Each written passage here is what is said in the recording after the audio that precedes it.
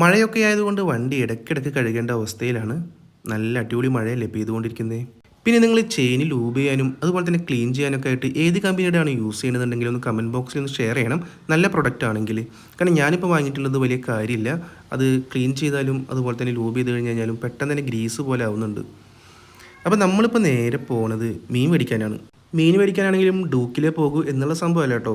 നല്ല മീൻ കിട്ടണമെങ്കിൽ ഒരു 3-4 കിലോമീറ്റർ വീടിൻ്റെ അവിടെ നിന്ന് യാത്ര ചെയ്തിട്ട് നാട്ടികയിൽ വരണം. അവിടെ വൈകുന്നേരം ആയി കഴിഞ്ഞ് കഴിഞ്ഞാൽ നല്ല ഫ്രഷ് മീൻ കിട്ടും. ഒരു 80% ഫ്രഷ് ആയിരിക്കും.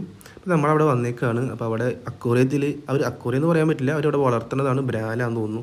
പിന്നെ ഇപ്പോൾ മഴ ആയതുകൊണ്ട് തന്നെ മീൻ കിട്ടലും കുറവാണ്. പിന്നെ നല്ല ഫ്രഷ് മീൻ കിട്ടലുമില്ല. പിന്നെ നല്ല വിലയാണ് മീനിന്. അപ്പോൾ അതുകൊണ്ട് തന്നെ നമ്മളിവിടെ വന്നേക്കാണ്. ഇവിടെ വന്നപ്പോഴും മീൻ കുറവാണ് കേട്ടോ. എന്നാൽ ഉള്ളതെന്ന് വെച്ചിട്ട് നമ്മൾ കുറച്ച് ആവോലി ഉണ്ടായിരുന്നു, ചെറിയ ആവോലി. അപ്പോൾ അത് വെള്ളാവോലിയാണ്. അപ്പോൾ അത് കുറച്ച് വാങ്ങിയിട്ടുണ്ടായിരുന്നു. പിന്നെ കുറച്ച് അയിലയും വാങ്ങി. അപ്പോൾ മീൻ വാങ്ങിയപ്പോൾ മോനത് കാണിച്ചു തരാൻ പറഞ്ഞിട്ട് അത് അവനക്ക് കാണിച്ചു കൊടുക്കുകയാണ്. അവന് മീൻ വാങ്ങണോടത്തേക്കൊന്നും വന്നില്ല, ബൈക്കുമ്പോൾ തന്നെ ഇരിക്കുമായിരുന്നു. അപ്പോൾ വാങ്ങിക്കൊണ്ട് വന്നപ്പോൾ അതിമൊന്ന് ഇറങ്ങിയിട്ട് എന്താ മീൻ ഇപ്പം ചെയ്യുന്നത് ചോദിച്ചിട്ട് അത് നോക്കായിരുന്നു. അപ്പോൾ അതവന് കാണിച്ചു കൊടുത്തു. അങ്ങനെ വീട്ടിൽ വന്ന് അങ്ങനെ നമ്മൾ പിറ്റേ ദിവസമാണ് കേട്ടോ, രാത്രിയിലാണ് മീൻ വാങ്ങിയത് വൈകിട്ട്. അപ്പോൾ അത് കൊണ്ടുവന്ന് ഫ്രിഡ്ജിൽ വെച്ചിട്ട് പിറ്റേ ദിവസത്തേക്ക് കറി ഉണ്ടാക്കിയിട്ടുണ്ട്. അപ്പോൾ നമ്മൾ ഉച്ചക്ക് ഊണ് കഴിക്കാൻ പോവാണ്. അപ്പോൾ എന്തൊക്കെയാണെന്ന് നോക്കിയാലോ, നല്ല ചോറ് വിളമ്പിയിട്ടുണ്ട് കേട്ടോ, കുത്തിരിച്ചോറാണ്.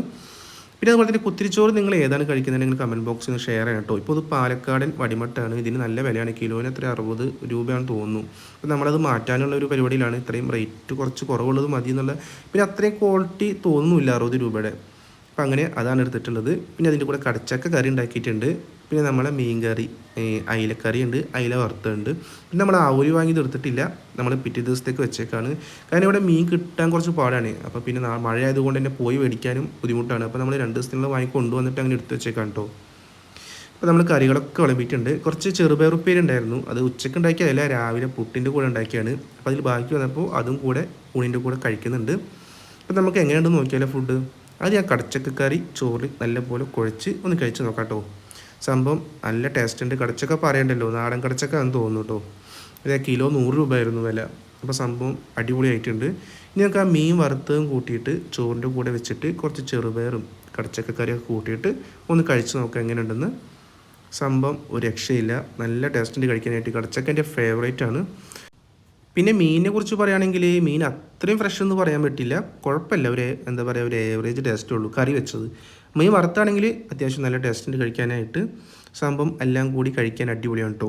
മീൻ കറി വെച്ചതും വറുത്തതും പിന്നെ കടച്ചക്ക കറിയും പിന്നെ നമ്മളെ ചെറുപയർ ഉപ്പേരിയും എല്ലാം കൂടി കൂട്ടി കുഴച്ചിട്ട് സംഭവം അടിപൊളിയാണ്. നമ്മൾ പ്രവാസികൾ, ഞാനൊരു പ്രവാസിയാണ് കേട്ടോ. അപ്പോൾ നമ്മളിപ്പോൾ വെക്കേഷന് വന്നേക്കാണ്. അപ്പോൾ സംഭവം അടിപൊളിയായിട്ടുണ്ട്. അടുത്ത വീഡിയോ ആയിട്ട് നമുക്ക് വീണ്ടും കാണാം.